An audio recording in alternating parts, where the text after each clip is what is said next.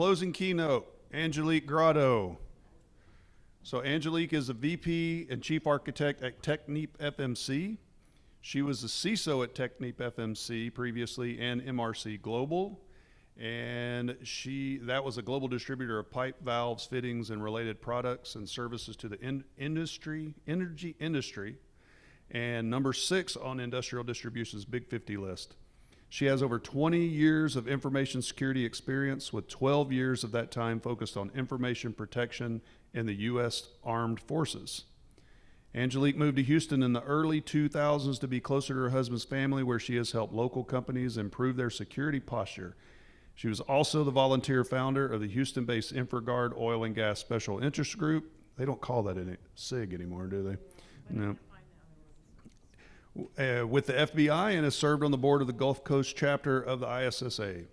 Angelique was handpicked to represent the armed forces on the President's National Infrastructure Protection Center's team, and was part of a force modernization effort creating secure, high-speed, network-centric military operations.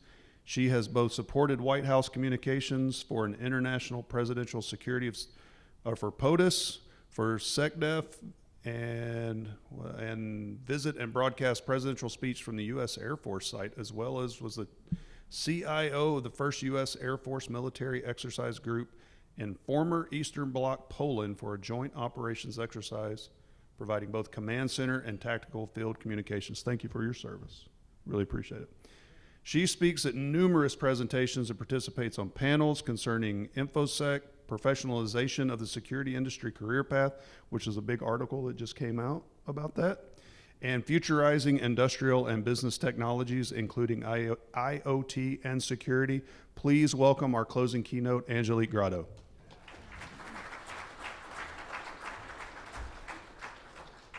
You guys are too kind. I really appreciate this, and I'll make those shorter next time so you don't have to listen to all that nonsense. What I thought was interesting in preparing this, on the next slide, I have the date 2029, and my first assignment that was in real security at the Information Warfare Center, as it was called back in the day, was in 1999. So security has been around for a long time, and if people wonder why I now want to do chief architecture work, it is because I got into security when it was the new thing, and now it is the important thing. So I want to talk about that today, because there are other new things that are coming down the pipe that is really changing a lot about how we think, how we plan for the future, and how we work together. So if you look at some of the leading reports out there from Deloitte and some of these other companies that write these future projections, they talk about hyper-automation, and they talk about hyper-convergence in OT and IT. We've talked about that today, about how we can apply and move that forward in our jobs, but I want this to be an interactive discussion. And I also have been informed that I am standing between you and the drawings and you and the happy hour. So we're gonna make this as interactive and as fun as possible. Ask me the hard stuff. I'm not saying I have the answer, but we can talk about it. Maybe somebody in the room does have the answer. So I wanna talk about hyper-automation, hyper-convergence, and do we have hyper-security? So we've been talking about security a lot today. And let's look at the next 5 years. Now, I've been reminded, now that I'm more in a strategic role as a chief architect, that don't overplan what's going to happen in 2 years, and don't underplan what can happen in 10. Because if you think 2 years ago, people were saying, we'll have flying cars. Well, things happen. We're still trying to debate if we're going to have electric cars, if you see what's going on in the market right now. So maybe draw it back a little bit for 2 years from now, dial it up a bit for 10 years from now. What does that look like for 5 years from now, 2029? So when I look at some reports, and I'm gonna share a lot with you guys today. How many of you have tried Microsoft Copilot? Have you guys tried Microsoft Copilot? Yeah, have you guys put together a slide deck in like 5 minutes before using Copilot? So I used automation as a demonstration to help put these slides together. So I also used it, because this is the bad part about automation, to help bring back some information from the internet. And it was way off. It was way off. So you have to be careful in the automation space on what we're going to trust that we're going to do in the future. And so that's why the statement about hypersecurity. So I did pull out some research for what might happen by 2025, a prediction in 2017 by McKinsey, and then some other statistics as well. And if we look at these numbers, I don't even know if we even feel comfortable with these numbers. 15 trillion could be added to the global economy per 2027 report around automation. What they're really saying when you look at the report is that's the equivalent of salaries that are spent today for people that do work. $15 trillion worth of salaries could be automated by 2025. That's what they said in 2017. That was pre all the AI hype that's going on right now. So now they also have 6.1 billion labor hours could be automated. Now these automations are not in the cyber physical space. These automations include both data analytics and the cyber physical world. So there's a lot of opportunity here to get it right. A lot of opportunities that mistakes can happen, things get missed, and problems then have to be addressed after the crisis. 21 million new jobs in the next 5 years. I want you guys to hear that. 21 million new jobs in the next 5 years of people that are going to be in the automation space. They may look just like you. Who are we talking to? Who are we reaching out to? There's a couple of people who are in education here in the audience. We've got to bring up the next group of people to teach them the lessons that we have already learned. The automation to the increase of the GDP is 1 to 2%. If you can think of countries that don't have a lot of automation, we've lowered the bar. The entry point into the automation space is now global and more readily accessible. So what does hyper-automation mean when they talk about automation to hyper-automation? Hyper-automation is where the AI enhances the capabilities. So has anyone toured some of the smart factories that are out there? Siemens has one up in Detroit. Deloitte has one. Show of hands of who's toured them. What? One guy. Dude, okay, all right, rock on. So get out there and research what they're doing in these smart factories. Because when you're talking about engineering parts with your engineering systems, they're doing that with AI enhancements. And then they're talking about how are we going to make the manufacturing systems more efficient, get the engineering systems talking to the manufacturing systems. And then those systems are now capabilities also in your SAP ERP environment. Those are like modules. When you talk shop floor to top floor in the old days, there are all these big jumps that would happen between the PLCs and the HMIs and the data collection systems and into the ERP.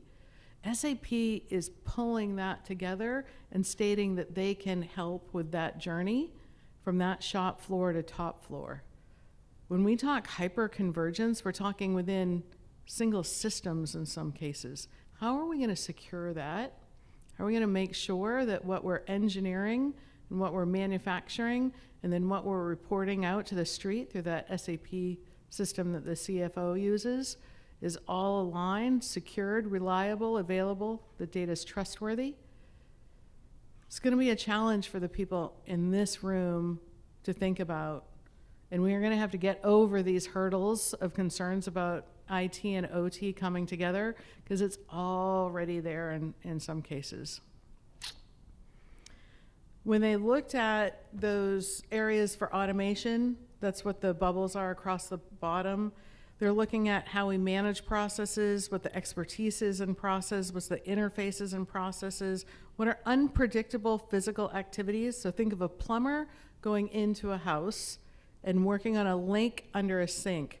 The variables in that opportunity are very broad. Well, where's the sink? First floor, second floor? What kind of sink is it? What kind of piping is it? Copper, PVC? Those are unpredictable physical environments. But when you look at manufacturing from that shop floor to top floor, and the engineering systems, the manufacturing systems involved with those are now predictable physical activities because you're making something, you're involved in something, it's a process flow. So there's a lot of opportunities when they look at what can be automated for the hyper-automation scale. It's that last bubble on the right, and a lot of you are in that industry. Do you know how many people were involved, humans, jobs, were involved in agriculture? Has this topic come up in 1900? How much of the population was involved in agriculture in 1900? Yeah, it was a lot. It was about 40%, depending on the number, 40 to 60. It was a lot. It's like everybody had a relative that was a farmer in the 1900s. Today, how many people, humans, are involved in agriculture? Anyone care to take a guess? Less than two. Holy cow. What's the next group of labor force that might be automated? Those predictable physical environments. That's a space that you guys are in today. So hyper automation, I can really see a plant that goes from, I need to change this widget in the CAD drawings using AI. I want to make a new plastic cup that looks different from this one. Engineering specs, port to the MES, port to the manufacturing line. Physical changes will have to take place, that then the humans are involved with that physical refitting, and then just working through the systems. Fewer humans today, that process is very much centered on what we do as the people involved in that process. But in the future, much of this process now will have the humans helping this process happen. And so how will we secure that from, again, hyper-automation, hyper-convergence in IT and OT as we come together for that advanced security in this environment? When we look at the siloed domains that we've had, that's been a theme in several of the conversations today, and I was very privileged to be able to hang out with you all and catch up with some old friends. That's been the best part of the day. It's been this conversation about the siloed domains, and I was really surprised to hear that still some IT and OT organizations have a challenge in reaching across the aisle. I heard a lot of examples of how to overcome that today, but I hope that we truly can, because it really is just bits and bytes to be able to make what that new future is. And if we are here at conferences improving our knowledge and enriching ourselves, we'll be able to be part of that future to design what that future should look like. I feel like I'm up here just lecturing. I really do want kind of an interactive opportunity here because there's a lot of smart people in this room, and I feel very privileged to be able to help wrap up some of your thoughts and topics today. But I think this group is going to be part of the conversations of what's going to happen in the next 5 years. So definitely share with me as I ask questions and take pauses. But I think we have an opportunity here to look at how we're dealing with the data, because it's all about the data. It's the small letter data. I was having lunch with a group of people, I think they were from Hess, and it's that conversation of what lowercase d data means. That's just data, that's information that's out there. Capital D data, that's involved with a business process that you have. And then the all caps data, when we have intelligent decisions that we're making about the business processes, and we have intelligent enterprises that are helping us design what the future will be based on the insights that we're getting out of that data, because we'll be able to use AI to help us find those insights of what the next new product might be, what the next new demand in the market might be, what the next new pivot point is around how we use AI in data centers might be. So think of how the data that you interact with in your companies and your businesses, and if you're on the OT side of the house and the IT side of the house, how you can help the business get leverage out of that data by bringing it together to find the insights. Did anyone ask the question when maybe I was in and out, like how many of you are in IT? Did anyone ask that? Let's just see, let's do a survey. So yeah, how many are in IT, and then how many are in OT? Nice. It's not bad. It's not 50-50, probably 60-40. And if you're in both, that's great. That's awesome. Good for you. We might all be in both in the future. So I think that's great, and that's a testament to the people that put on this conference for you, is having those opinions here so we can talk and work together and work some of these topics out. When we look at the benefits of this hyper-convergence of IT and OT, I see many. I mean, the tools and capabilities that we have on one side and the lessons that we have learned on the other side, and bringing those together and being able to share within the organizations to really make our companies resilient into the future. The benefits of that should be good: data sharing, better visibility for our organizations, fix problems faster. I don't know how many items are on your to-do list, but in our organization we have very, very aspirational to-do lists of things that we can see that we can get out of these opportunities. And I mentioned 10x improvements, industry improvements up here. Does anyone, can you visualize like 10x changes happening in the future? Do you understand what 10x is? If we can get an incremental change of maybe a manufacturing process, that then we can get to 10 times that level of change, or 10 times that market, and how the markets pivot sometimes quickly into really, exploding in with capabilities. One of those areas, maybe you've seen it. Have you all heard of Shein, the fashion website? Shein? Raise of hands. Okay, great, good. There's more than a couple. A little worried about my audience there that maybe you guys haven't heard about it. But they're able to take the data of what is wanted in the marketplace, and they don't even commission for manufacturing until they can confirm that demand. So if I want to order a shirt or a jacket, and Temu kind of does some of this too, if I want to order this jacket, then it would be for my price. But if I recruit some friends and I got 3 other people that also want to order it, our price goes down. 3 other people, the price goes down again. Once they get to a certain price, then they contact the manufacturers and now say, manufacture this on demand. I mean, like overnight, they're creating the demand and then fulfilling the demand. That's a disruption in the industry, and they have taken off. Like, this is something that Amazon worries about. I didn't think there'd be anything that Amazon worries about, but this has disrupted the market.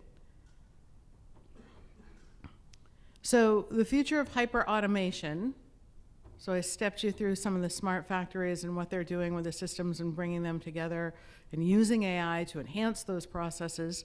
And then hyper-convergence about the data that's across the organization. What are we going to do for hyper-security? I don't even know what that looks like, and I've been thinking about this problem for a very long time.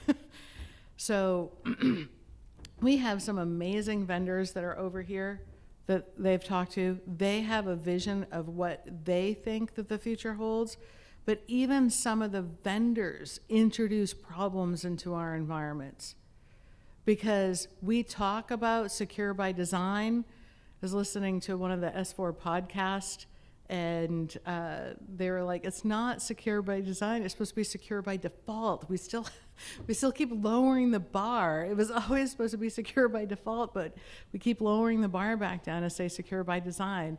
We need to force on our vendors to continue to raise that bar, and that secure by default is what we need. So that message is starting to get out there, and they are getting better, but us as a community, we still need to work towards that.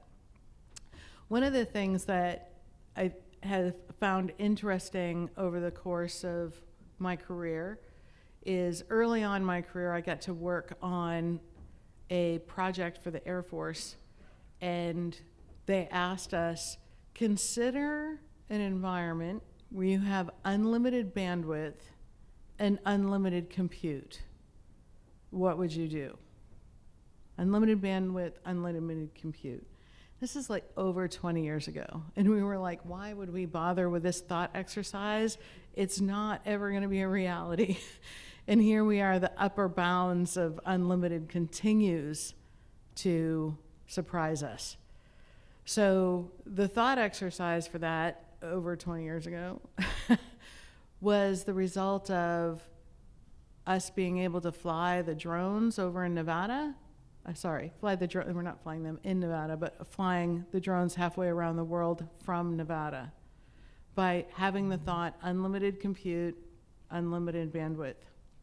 For 20 years, I've been asking the questions to every PhD, every nerd, every person that's willing to get up in front of a group of people that seems like a forward thinker. What is the next thing that we have to consider is unlimited? What is the next thing that's unlimited? If 20 years ago it was unlimited bandwidth and unlimited compute, what's the next thing that's going to be unlimited? For those of you that have heard me share this before, you are not allowed to answer the next question. I'd like to hear from other people that haven't heard me. Have you heard what the next new unlimited thing is? Unlimited threats. We're looking on the positive side.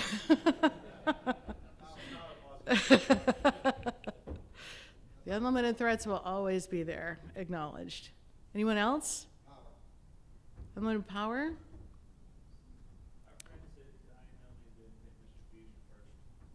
Yeah, it's still limited. You're really close. It is, so okay, take the hint that information is close. But information is information and data is data. No, it's part of the compute and the bandwidth. What's that? All right. Okay, we got information problem solving. Anyone else? What's that? Analytics. Close. Go again? Relationships. No. Close. You guys give up? Intelligence? It's using intelligence. Very good. It's unlimited creativity because we have the machines now helping us on the creative aspect. So when you take the data, you take the information, you take the problems, and you ask the question about the problems, the information, the data with the other intelligence, what the heck? What's the rule for colorful language? What the heck are we going to do with unlimited creativity? So when we were asked to sit around a table 20 years ago and say, what can you design for the Air Force with unlimited bandwidth and unlimited compute, and we were able to fly airplanes around the world from Las Vegas, Nevada, the heck are we going to do with unlimited creativity now? Oh, hey, all right, I'm done. So now we can go do the drawings because I already know we're going to answer that question.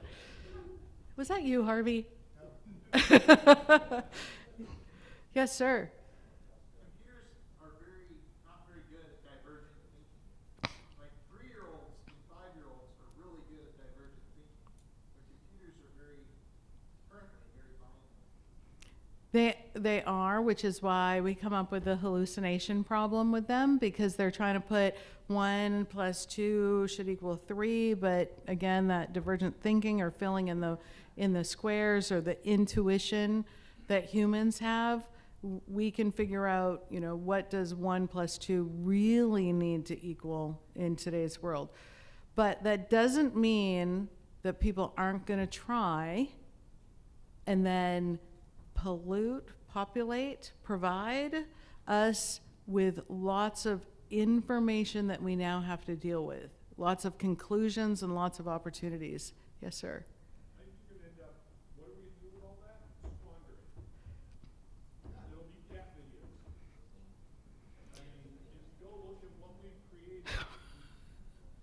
There's a meme about that. Like, that's all we need is for AI just to make unlimited cat videos.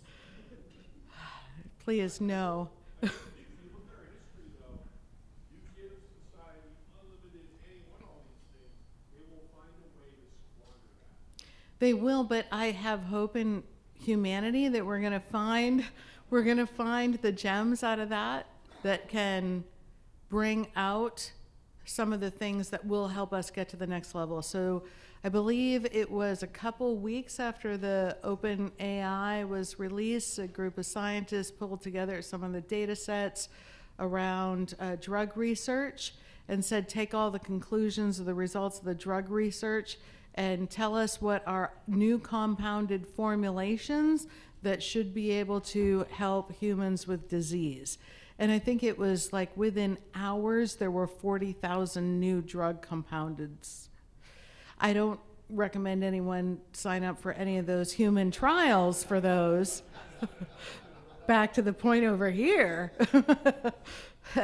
But if we know that X chemical plus Y chemical does something with glucose, and we now have options now for managing diabetes, one of the largest problems that we have, there's going to be insights in that, and hopefully we don't squander it.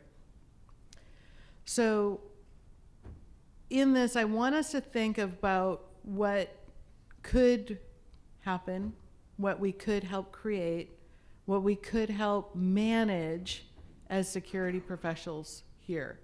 Because we do know that we are now facing the world of unlimited bandwidth, unlimited compute, and now unlimited creativity.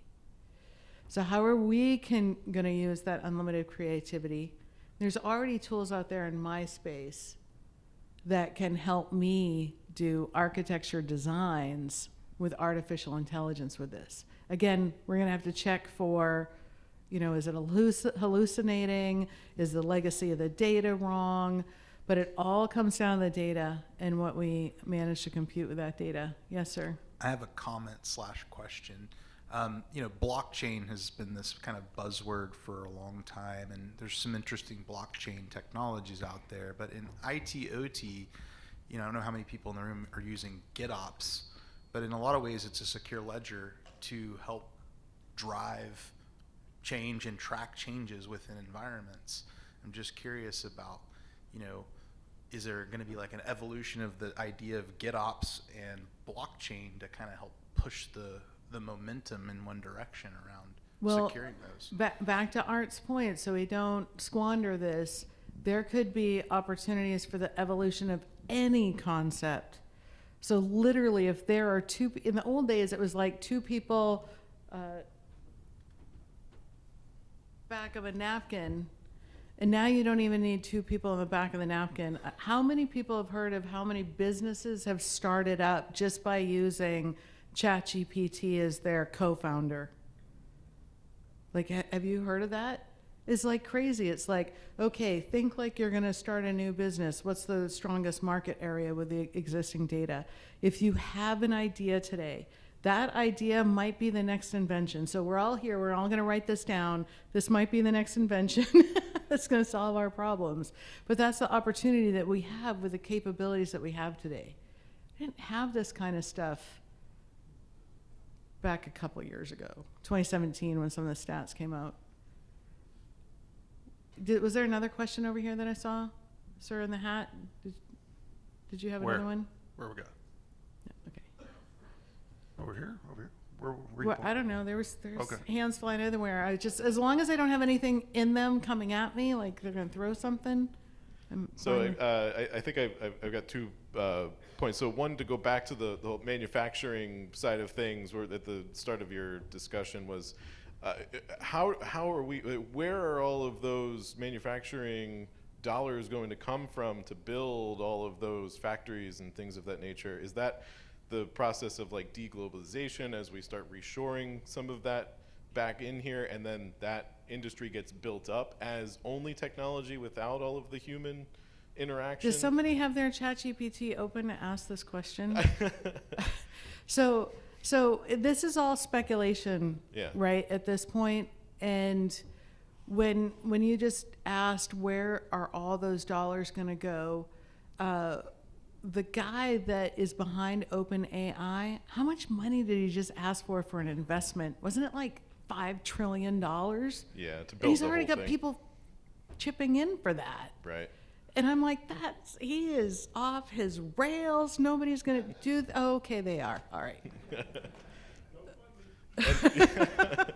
And the second part is the like OpenAI and those companies, they've already run out of all of the data. So they've ingested everything that they have access to. The only thing they really don't is internal company data that they don't really have access to now. So, right? So, they're all going to be knocking on your doorsteps pretty soon. But now we're getting to the point where they're using synthetic data, or they're using the models to create information to feed into that system. So we're iterating. Cat videos. Right. That's my response. And it goes back to that point where it's the system allows you to iterate much faster. So if you have an idea, you can put it into the idea machine and ask it to iterate on that idea 50 times or 1,000 times while you sleep, and then come give me back your best answer in the morning, or something along those lines. Like Absolutely, that's and kind of people where are we're doing going. that all the time. Like run this architecture diagram, run this architecture design, give me 50 variations of it.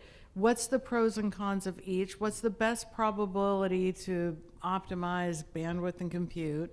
And tell me what the best choice is of that. And it's like 15 minutes and it has an answer. So we have to get really good at finding the right questions, like over here, using the right information, like over here, checking for the lies in the output, and making good choices about what data, again, they're coming after our data because that data adds to the input. And all of this is how we as professionals, security professionals, can help scope out the best possible future so we're not squandering the resource and not coming up with more cat videos. Now I'm all depressed. Well, Just the kidding. conspiracy theorist in me says that because Copilot uses GPT, and they're so closely converged with those guys, that the more you use Copilot internally in your organization, and Microsoft security sucks, and it's just going to make its way into ChatGPT anyway, so they won't have to come to you, they'll just take it. Get it off the dark web. Yeah, well, they're scouring the dark web too. So. All right, so before I totally lose control of the audience, so call to action. So while we're here, you guys have learned a lot, you've shared a lot. OT and IT were in the same room and nobody's had any bruises or injuries that I've seen. But you guys are gonna be part of those 21 million new jobs that are coming out there. And we need everyone to lean in on what the scope of those jobs should cover, the smart discussions at the table that should be had around these topics. How many organizations can say that they have some form of AI council or center of excellence or anything in that space? Do we all have that? Okay, if you don't have that, go talk to the people that would be involved in having that and suggest that they have that. So, because in the AI space, you have to talk about, and just like we have 62443, they have an ISO standard for AI. It's a little bit more advanced than ASME's laws. And thank you, all you sci-fi people. I appreciate that. People ask me, like, where do you get your ideas from architecture? And I'm like, from Sci-Fi Channel. So the your AI COEs are really going, or centers of excellence, or those groups of people are really going to help on that path of what data do we use, what models do we use, how do we manage that data, and what model they can go out to protect your information so you can take advantage of those next 10x opportunities. They're very helpful, and if you do have them, interact with them and engage with them, because they're already doing experiments on data with some of the models that are out there. How are you guys going to overcome the OT and IT gap that we've talked about all day long? Happy hour started 5 minutes ago. Firewalls. Automated recovery. Kolaches. I like that one. I like the kolaches one. You know, it was kind of funny. This is how much of a nerd I am. I heard that story about the kolache and donuts. I'm like, oh, because they're zeros and ones. And they're like, no, Angelique, because it's breakfast.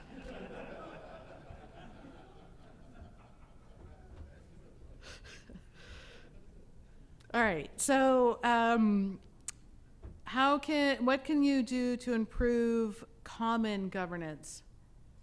So we've talked about that a little bit in here. We can throw out the alphabet soup of all the different standards and all the different governance that's possible. Do you guys have some good ideas on that? Did you find a buddy? It's like when you're going out on hiking, who's your safety buddy? Did you find a buddy that knows how to speak this stuff, that can help you work through?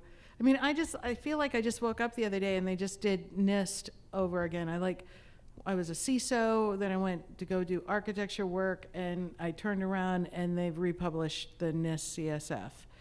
And this stuff moves fast, so do work with each other. Okay, the data of tomorrow.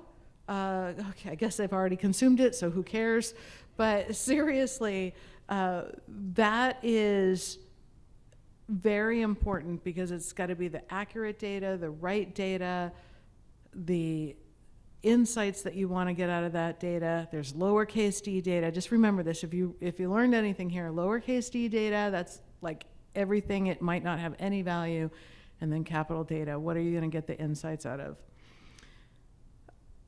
Look at the technologies that have adapted processes and harmonization here. There's some crazy technologies that I was really happy to hear about that people are not finally. We've always been thinking outside of the box. It just feels like the box is getting bigger, which is really cool. I already mentioned the security by design versus default, prioritizing the now, but let's discuss the next. So that's my call to action. I've left time for questions or for the drawings, whatever you guys want to do. Yes, sir. I would add a comment that I think what's going to hold us back from doing this. Art needs a mic. We can all. I think what's going to hold us back on all this is that the speed of hyper is in technology, it's in the adoption, and we'll consider that at the lower levels of the plant. But when I get to the board of directors, their speed of adoption, of understanding how AI is going to affect the business, how secure by design versus default, they're like, what's the difference? Until the people all up the entire chain, and the higher you go, the more important it is, get into rapid relearning and staying ahead of how this matters.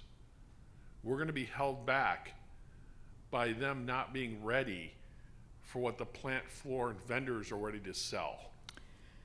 Okay, so next new invention after this, guys, is the board ChatGPT response of what board members should ask and what they should learn, because you're absolutely right. This is why I went over to architecture, because I hopefully one day could grow up and be on a board to help them ask those right questions. But you're absolutely right. They're nowhere near there. So we're going to have to help them. They're always concerned about the money. They're always concerned about the money, because if you can't make money, you don't have a business. They're concerned about the money the way they made the money over the last 10 years looking backwards. I think part of your point, though, there's a timing issue. There's also Moore's Law. I can't walk around this whole day. I'm just stoked. You want? No, I don't really want to talk. Oh, you're done? I just said there's a timing issue and making sure it's right from a time perspective for the market. There's also Moore's Law, which tells us it's going to accelerate. The technologies are going to continue to go in some direction, right? But if that timing isn't aligned with their capabilities, Then they and won't be the understanding, 10X organization. be- yeah. They won't be the 10X They'll fail. organization. The 10X organization will have filled in that market before they even realize the market pivoted. So I used to do a lot with horses. We had a horse trainer, and there were some problem horses. And I remember the trainer saying this: you can rush the horse's training, and if you rush the horse's training, you will get there faster. But there may be the wrong place. So wherever you want to get, don't rush the process. Stay on the path and work through the systems, work through your boards, work through the IT, OT, look at the common governance that we have, remember the lessons of the past, apply them to the future, and stick to the process, because if we go there too fast, we may end up being in the wrong place, the place that we don't want to be. We got somewhere, but it's not where we wanted to be. And we're gonna have to backtrack and start all over and relearn those lessons again. Any other comments? Questions? Observations? Very quick one. Your first slide that was up there, I work for UPS, and I want to know how you make those packages float. I'm not kidding when I said, have you all used Copilot? Because I just said, here's my concepts, give me 5 slides on it.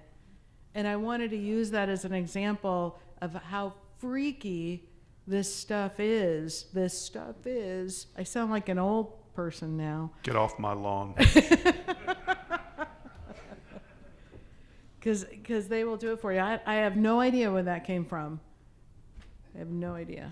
Nor what copyright laws I've violated. They're closer back here than.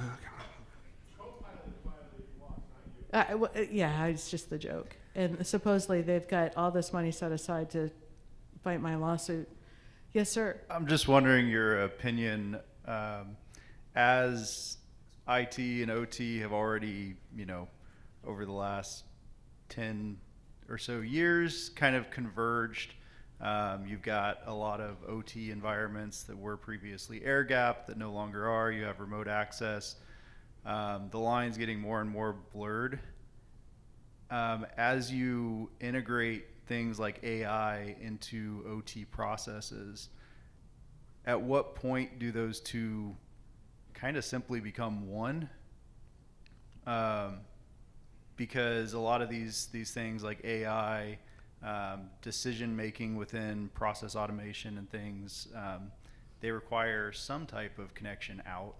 The humans will allow anything to become one or nothing to become one. So my answer to that is, I think Eric was the gentleman's name up here that said you don't have to think about segmentation just as the Purdue way of segmentation, but think about it based on risk. So if there is a dial that you're turning or a valve that you're opening, then those are the areas that have the highest propensity to cause something really bad to happen that's very difficult to reverse. So those maintain more rigorous lines when the risk is higher. If the risk is lower, those lines, just like he had on his chart, may not have to be so rigorous. So that's how I feel to answer your question. Somebody may feel differently.